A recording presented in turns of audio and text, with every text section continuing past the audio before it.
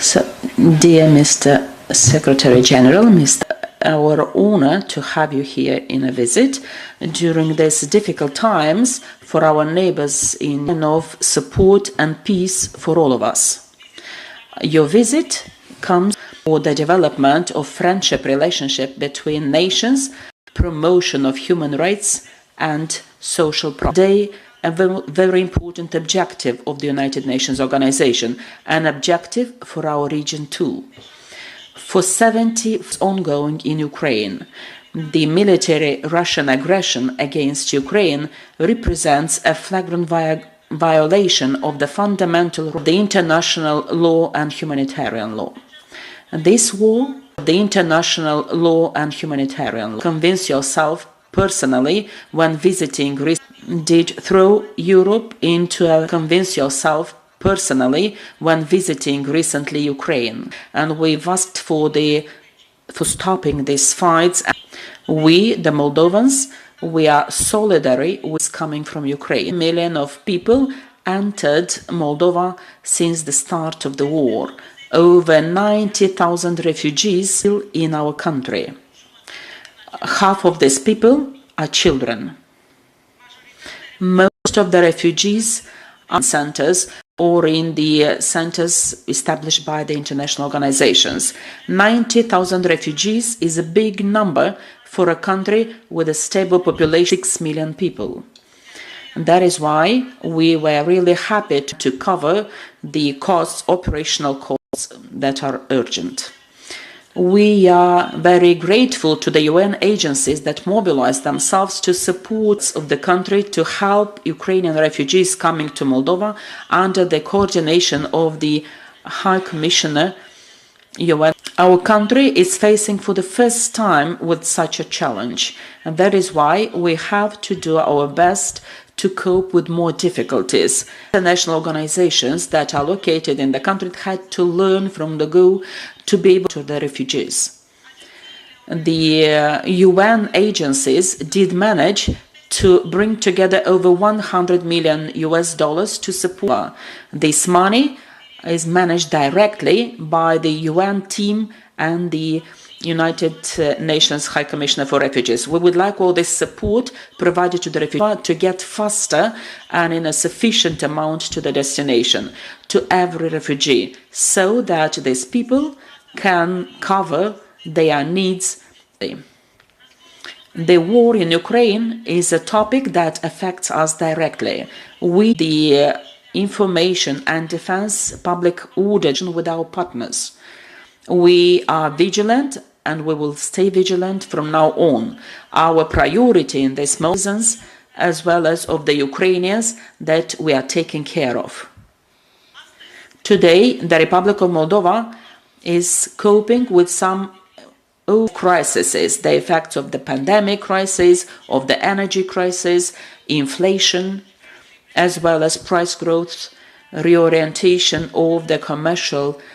But no matter what are the challenges, I would assure you that the Republic of Moldova is going on its path of developing democracy and European, the resilience of the state in front of any challenges, including security-related ones, and to provide to our citizens welfare and the war convinced us that we have no time to lose. We have to advance quickly towards our goal. A sustainable partnership that we have built between the Republic of Moldova and the United Nations Organization. Dear Mr. Secretary General, the Republic of Moldova is a member state of the United Nations Organization for 30 years, time during which we built a trustful partnership. Between 1992, the Republic of Moldova did sign over 300 international treaties of the UN and specialized agencies. Starting from our country did detach 148 military men and women in UN to peace maintenance and stability in the world. Currently, in the Republic of Moldova, we have 23 agencies, programs and funds of the United Nations in many areas, like sustainable development, green economy, climate, sustainable agriculture, and many others. You close with our country in very difficult times. We highly appreciate the contribution of the United Nations Organization, of the UNICEF, or UN agencies, that with the UN agencies in the context of the Refugee Nations Organizations for the period from 2023 to 2027, life quality improvement. The Republic of Moldova is using the platform provided by UN to ask for the withdrawal of the foreign troops of the Russian Federation's Transnistrian region in our country, and to these topics being part of the UN and a peaceful solution to the conflict that will strengthen our state and that would allow it to defend. This organization is still a global platform, a very important, highly appreciates this thing. We are living through some uncertain, very important place and safe place and the voice to everyone, including to the small, to develop it further. So, and for this, the international community shall undertake all the efforts necessary. This is our duty towards the people from Ukraine and towards our citizens and towards the present and future generations in the region that deserve to live in peace, freedom. I told Prime Minister Gravilica, and for your generosity in opening your borders to another country receiving refugees.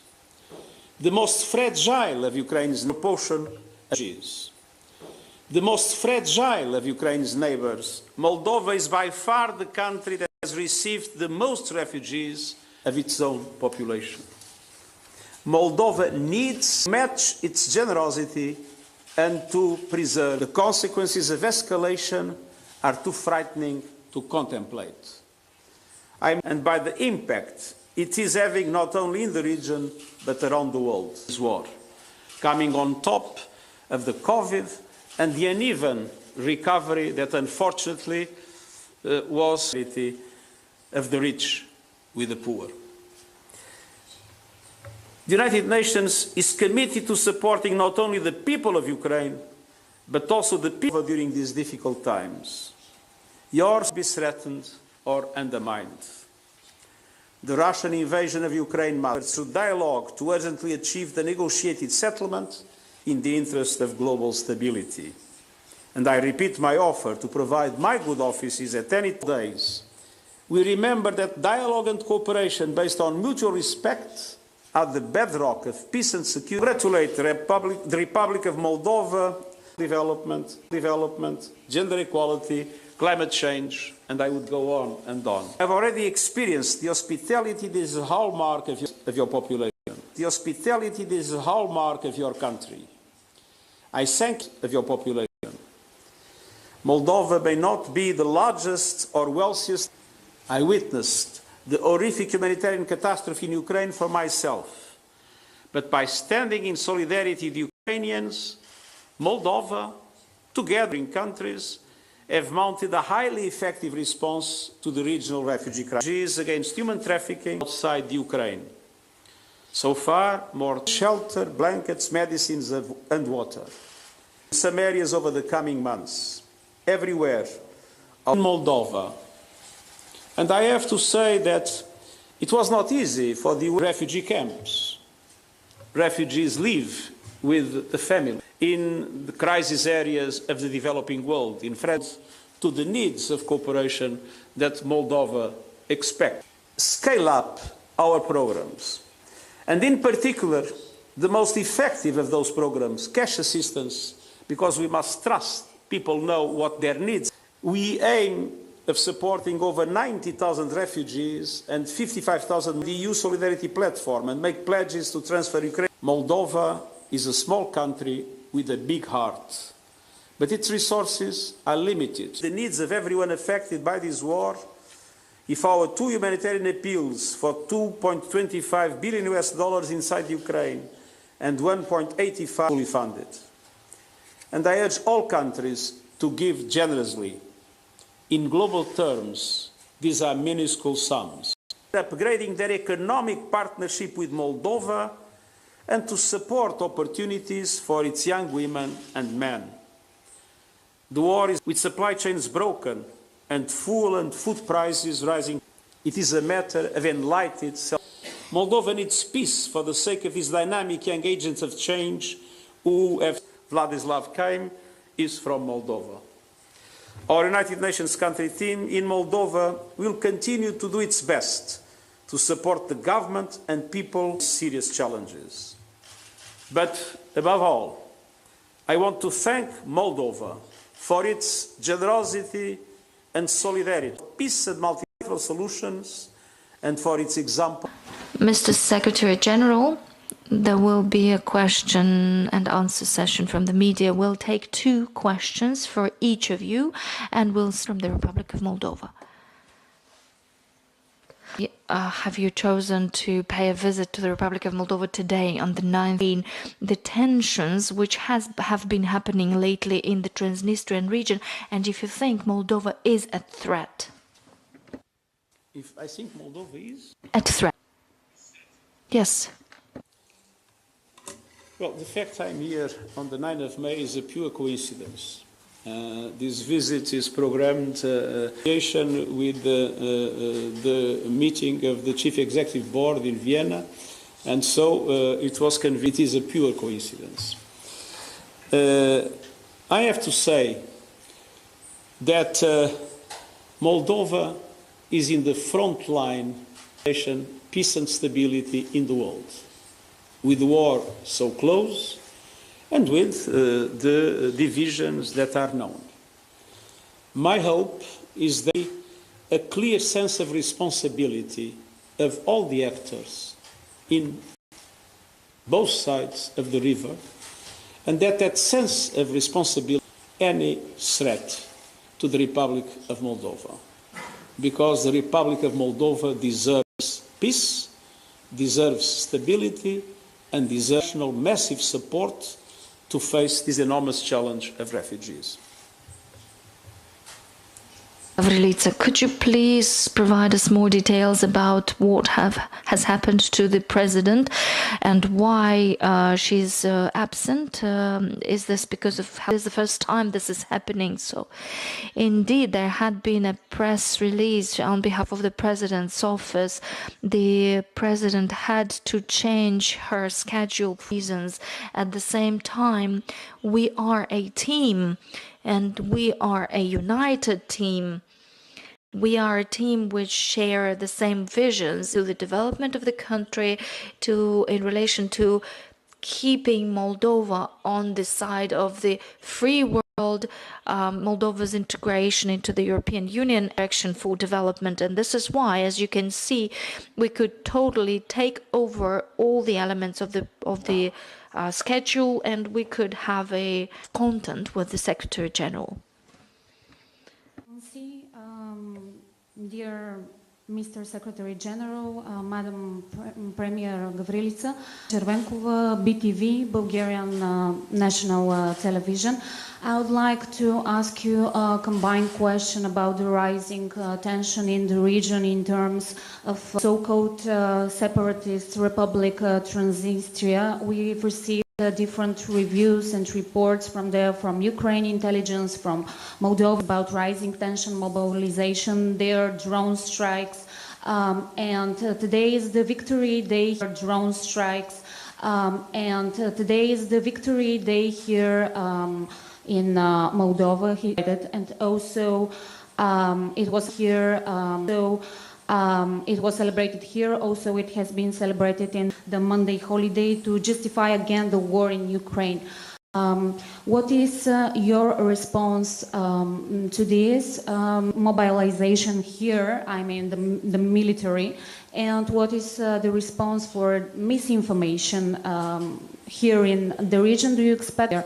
And Mr. Secretary General, I should ask you, because the Bulgarian refugees who are in Bulgaria are a lot. Do you plan to visit Bulgaria as well? Just how the authorities are coping with the problem there? Thank you. Well, thank you very much for your question. Our position is very clear, and we ask the whole world to respect the independence, the sovereignty, and the territorial integrity of essential to preserve the territorial integrity. And any violation of the territorial integrity of any country, including Moldova, and it's a violation to the UN Charter. So our position is very clear. Now, there are problems to be solved. The OSCE was in charge with the 5+5. Now are kind of low, I would say, but the two are maintaining its contacts as far as I know, and it's important that those contacts are maintained. The United Nations has never been part of any mediation, but we are always at the disposal for whatever will be necessary. The objective, independently of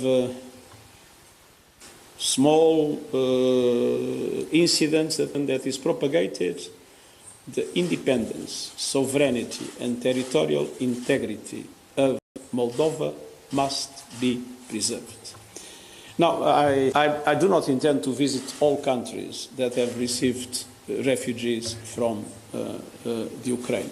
Moldova does not benefit from the fact of being a member. I do not belong to my country, but my country has benefited enormously from being a member of the European Union.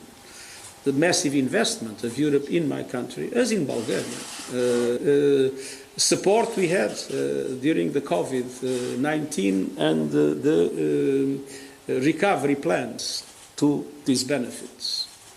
Moldova is a small country with a relatively small and fragile economy, is a landlocked country with all the problems a country has when there is a war. Odessa was, I suppose, the harbor from where your imports and exports more easily could reach. That harbor is closed. So Moldova is by far the country that has been more impacted, having received the largest percentage of its own population. So if I wanted to see the difficult situations, if I wanted to see where it's more problematic to support refugees, and they are being well, thanks to the generosity of Moldovan, if I wanted to see all these things, I think I've chosen the right country to visit. Of course, I might go to other countries, but for me, Moldova is a must, because Moldova is the country more impacted by this war, with less resources to face the consequences of the war, and with refugees from Ukraine. În privința întrebării dumneavoastră, suntem In relation to the incidents that have happened in the Transnistrian region, at the same time, as I have mentioned, we are in permanent touch with our partners. We exchange information, and our information indicate a low risk of escalation of military actions on the territory of the Republic of Moldova. I have mentioned that there was no news about the possible military mobilization. So far, we have to be worried and to resort to such actions, and definitely this indicates that our effort to fight disinformation, to fight fake news, this shows that these are important efforts for us in order to anxiety and the worries among our citizens. Again, we use all diplomatic means and all the formats, and with the authorities of the so-called Transnistrian region to make sure that we release any tension and we maintain peace and stability in the Republic of Moldova. If our assessments would change, we will pull through official channels.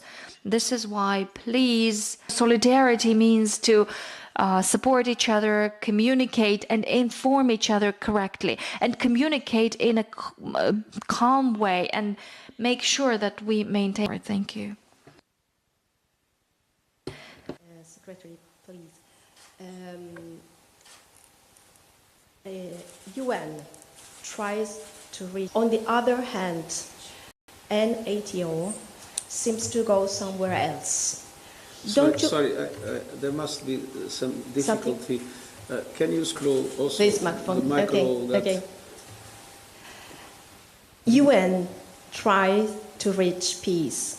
On the other hand, NATO seems to go somewhere. Don't you think that the action of NATO and the action of UN will erase each other with serious damage of the United Nations? You refer the UN and you refer the NATO. NATO and the UN are two completely different.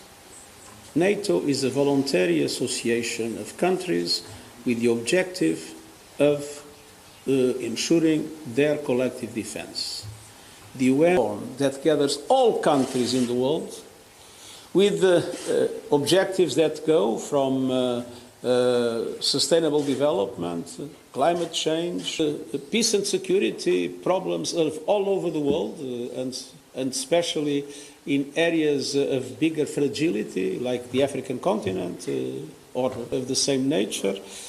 The UN has a strong commitment to human rights. The UN is, as a global program, the Agenda 2030 for the Sustainable Development Goals, and the UN is the platform where all countries can exchange. I think each organization at its vocation, the vocation that would undermine the role of the UN. Vă mulțumim. Thank you.